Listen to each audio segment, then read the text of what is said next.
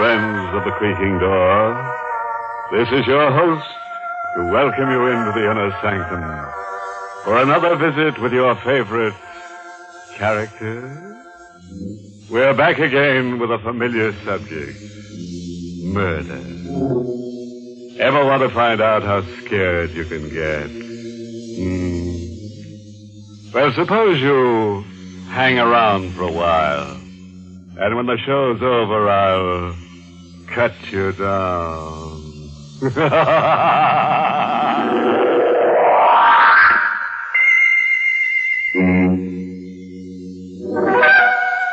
All right.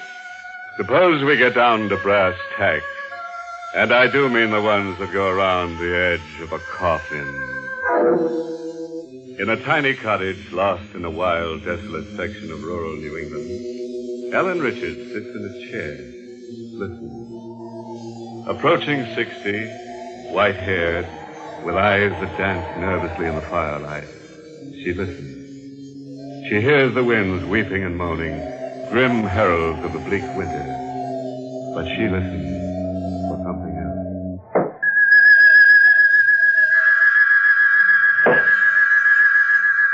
Gregory? Is it you? Where are you? Upstairs? Gregory? Oh, it's nonsense. That's all. It's nonsense. It's just because I'm alone. Gregory!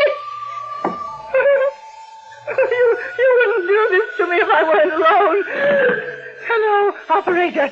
Hello, what's the matter with you? Number, please. Hello, operator. I want you to ring my nephew, Leslie Richards. Tell him to come home at once. Number, please. My nephew, Leslie, I told you. What's the matter with you? Don't you understand? You must hurry. I beg your pardon. What number do you wish to call? Number. Oh, he's in town somewhere. The depot. Call him at the depot. Oh, don't you understand? I hear the boots. Those heavy, hobnail boots. And the cane tapping. It's my husband. He's coming up out of the cellar step by step. And he's been dead for 5 years. And now he's on the landing. And now he's opening the door. And now... Number, please. Hello, Auntie. Oh, Leslie, you darling boy. Oh, it's you. It's you. And not the other. Really, Auntie, I don't quite understand. You dear boy, you must forgive me. I'm hysterical. Just be patient with me. I'll be all right in a minute. What's wrong? What happened? Let me hold your hand. Oh, just knowing that you're here makes me feel better already. I thought I'd go out of my mind. You poor darling. Now, if you'll only tell me what... Wait a moment. Do you hear anything? Just the wind?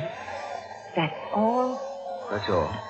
Oh, Leslie, you mustn't leave me alone ever again. I simply can't bear to be alone. But I just drove to the station to get Miss Morrow. Darling, you're in a terrible state. You really must sit down. I'll get you No, something. I'll be all right. I'll be all right. Where's Miss Morrow now? She went through the side entrance in her room, I guess.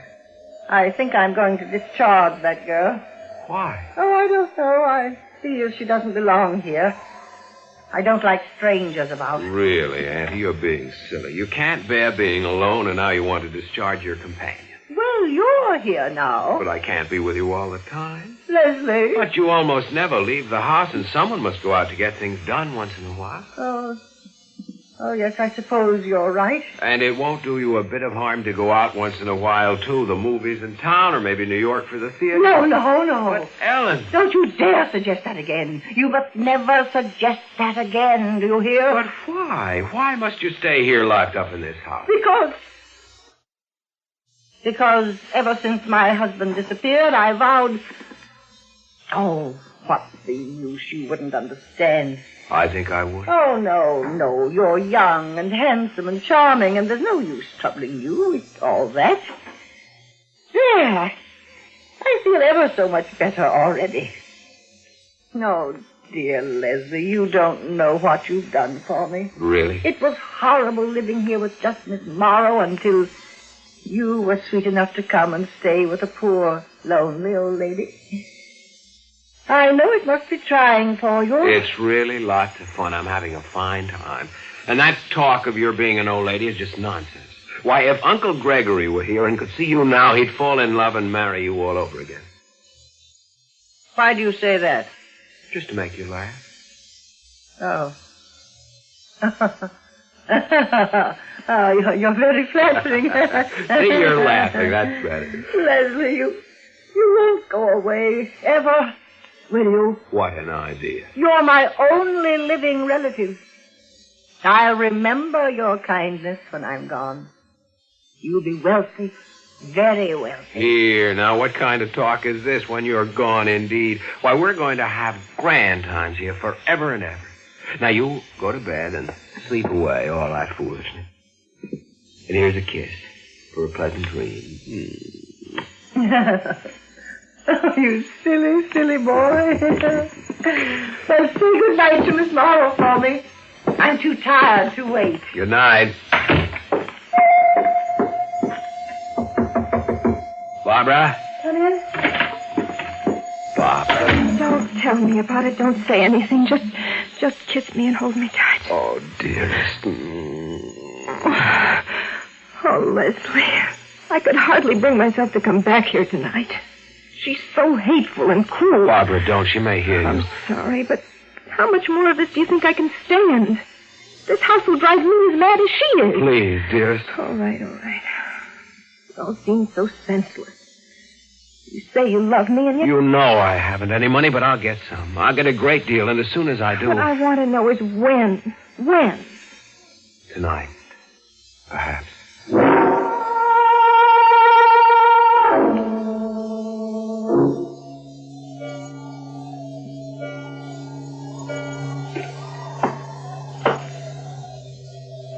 Gregory? No, go away. Leslie, come here at once. Leslie! Annie, I heard you calling. What is it? Listen. Do you hear it? Yeah. Oh, thank heaven I'm not the only one. What is it? Gregory. Oh, no, Annie. I know it. That's the way he used to walk around the house, chatting with his cane. No, that's not. But I know. I heard it before while I was alone. He's come back somehow. Oh, Leslie, he's come back. Then why should he do this? If it's Uncle Gregory come back, why, he'd come right in the front door. But don't you see he can't? He's been dead these 5 years. Dead. You told me he disappeared. I know. I didn't want to shock you. Oh, Leslie, how much can I trust you? Trust me? Why, Auntie, you know there isn't anything I wouldn't do for you. There. Listen. Where's it coming from? The living room. Give me my robe. Yeah. But I don't see why you must get out of bed. I must know about this. I can't leave this house, Leslie, and if he's here... Why can't you leave it? You can sell it and go away. You don't understand. Yes, the living room. We're going in there. I'm not afraid to face anything if you're with me. Now, come. Very well. Do you see anything? There's nothing in the corridor. But I can hear it. It's closer. There's the living room. Not a soul there. Not so. Why'd you pick up that fireplace iron? You'll know in a moment. Can you move the piano? These old uprights are pretty heavy, but I think I can do it. There. Get that little shovel from the fireplace. Hurry. What's that? I don't understand. What are you doing there? What is it? Some kind of secret trapdoor in the floor you're trying to move with that iron? Yes, it's the floor. Oh, here, let me do it. All right. I think I have it now. There's nothing but dirt under there. Use the shovel. Very well. Leslie, I don't know if... Listen. The tapping stopped. Yes. Why? Perhaps this is why. Perhaps he wanted me to find his body. He's still there? Look. Gregory! So that's why you never left this house, isn't it? He was lying here all this time. Lying here where you buried him. After you murdered him. Isn't that so, Auntie Ellen? Now, who is bleeding last? Oh, yes.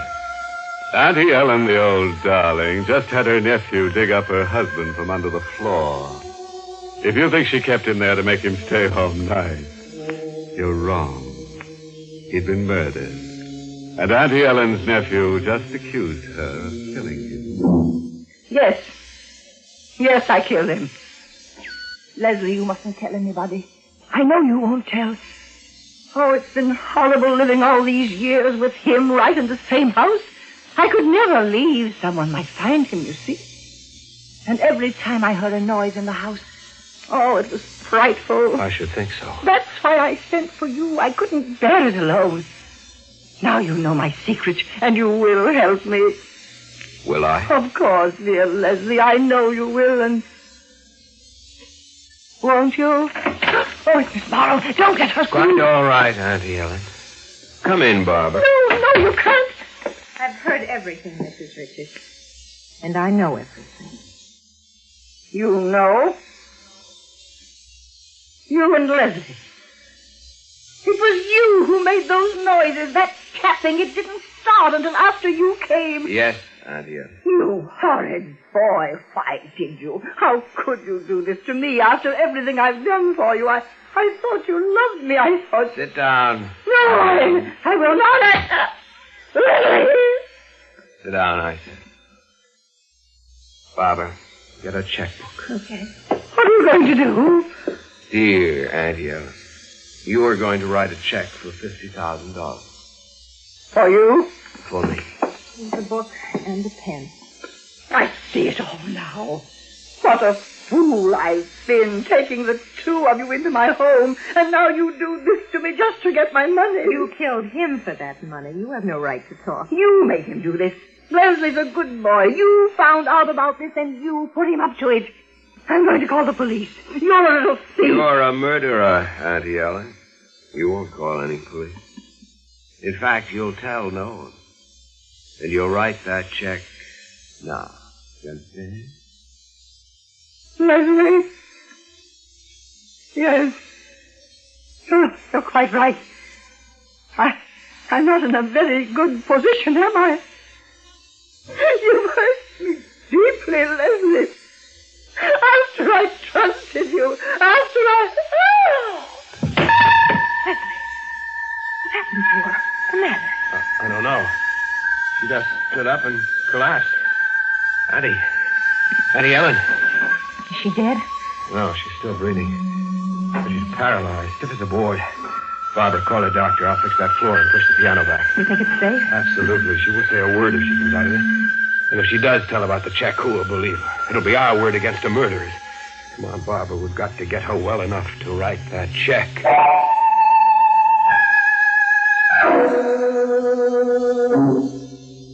Mrs. Richards, if you can understand what I'm saying, blink your eyes. Ah, thank you. Well, Dr. Walsh? Well, I can't give you a final opinion yet, young man. She seems to know what we're saying. Was it a stroke? Possibly. We won't know until I can take some x-rays. It may be simple hysterical paralysis. Doctor, I'd like to know if there's any danger. Danger? Yes and no. Patients have sometimes lived for years after a stroke. I'm going to call in a specialist for consultation. And I'll be back in the morning with x-ray equipment. Meanwhile, don't move her from that chair. Yes, Dr. Walsh. It was very kind of you to come so quickly. Mrs. Richards is an old friend of mine. Call me at once if she seems to get worse. I certainly will. Good night. Good night. Leslie. Oh, rotten luck, isn't it? Just when we had... Hey, look. She seems to be smiling. Now be careful. She can understand everything you say. I know. And let her. Let her. You won't get away with it, Auntie. We still have you, you know. The will. You forgot about that will. You can't make a new one now. You can't write. And we know your secret. Yes, Auntie, we still have you. No, Leslie. She has us. What are you talking about? You heard what the doctor said. It may be years. We can wait. Can we? Wait here, taking care of her, waiting for her to die? Can you imagine what that'll be like? Well, maybe you can wait. I can't. Barbara, you mustn't. What's the use, Leslie? We waited all this time, and you see what happened.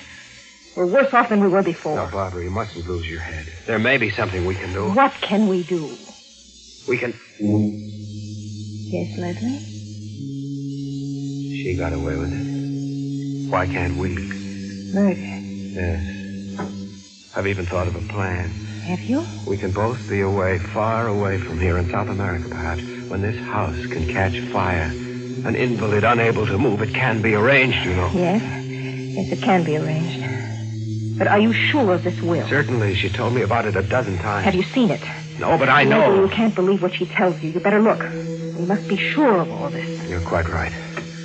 I'm almost certain the will is in her room. I'll find it. You'll see that I'm right. Did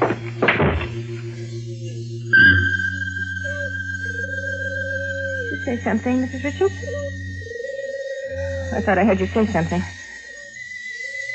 Why are you looking at me that way? Mrs. Richards, I'm not afraid. I don't care if you heard everything. I'm not afraid of you anymore. You and your orders. Nothing I did was ever good enough for you, was it? Always telling me I was too common, too cheap for you. Well, I found out what you were tonight. And stop your staring at me. You want to know something, Mrs. Richards? He didn't figure this out himself. I was the one who was smart enough for that. I kept wondering why you never left this house. Why your husband disappeared. And I told Leslie. You stop your staring at me! Barbara, what is it? I heard you scream. It's nothing. Nothing at all. Have you found it? No, not yet, but it's around somewhere. I'm sure of it. Do you want it? No. I'll find it in a minute, I'm sure. Mrs. Richards. The chair. The chair has moved. You moved it while my back was turned while I was talking to Leslie, didn't you? Didn't you? The andiron from the fireplace. Was there a minute ago? Did you take it? Did you? Near enough to rip. No!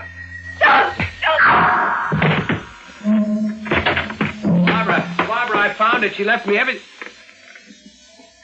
Barbara, what happened to you? Auntie Ellen, where are you? I'm standing behind you, Leslie. What? Don't move. But Barbara... She's dead. I killed her. I have the andiron here in my hand. Don't move. Auntie, now please. Stay on your knees. Just where you are. Very well. If you wish. But... You were very anxious to find out what happened to my husband. Now you shall know everything. In fact, you shall know precisely because the same thing is going to happen to you. You see, I used this very same instrument, this poker. You and she will share his grave. It's all some silly joke, isn't it? You can't do this to me. You know that I love you. Don't move. But don't you see, Auntie? For heaven's sake, put that thing down. You don't know what you're doing. Don't!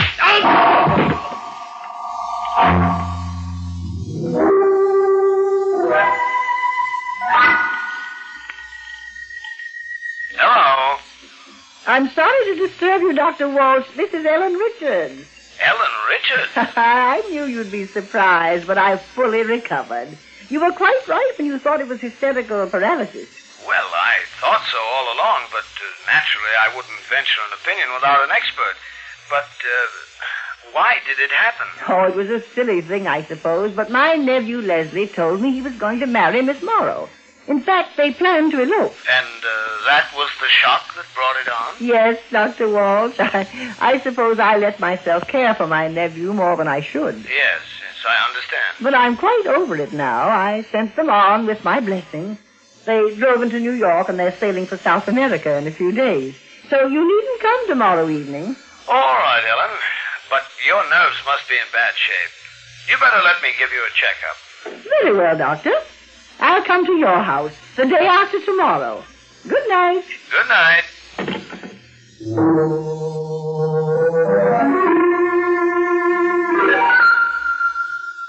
Ah, there, Ellen. That completes my checkup. And what's the verdict?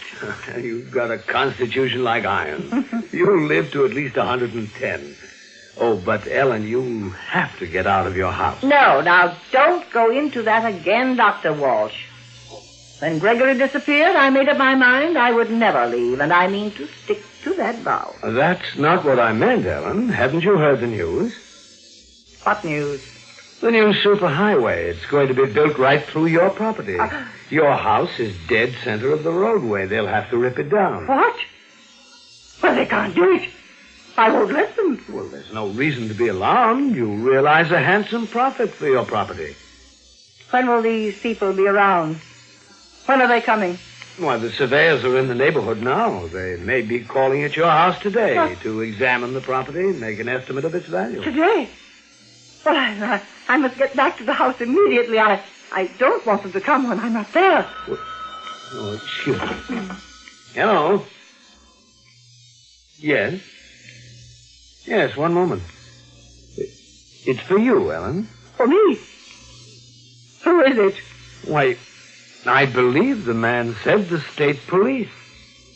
But what could they possibly want with you, Ellen?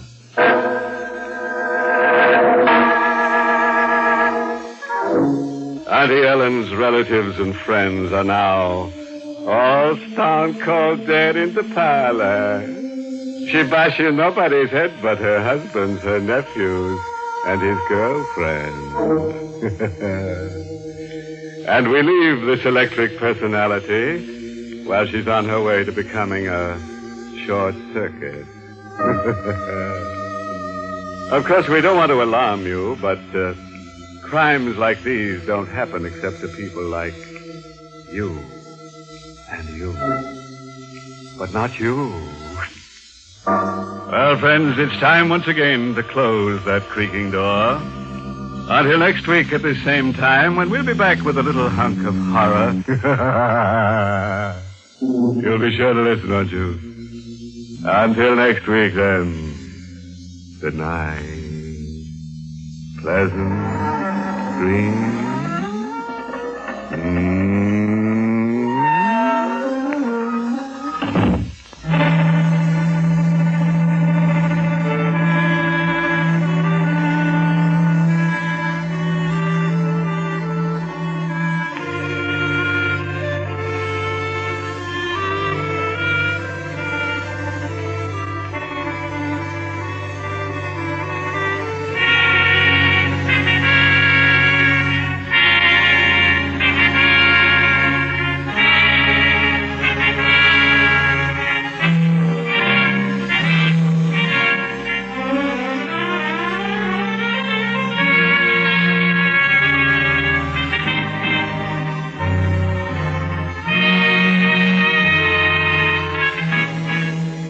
Sanctum has come to you through the worldwide facilities of the United States Armed Forces Radio and Television Service.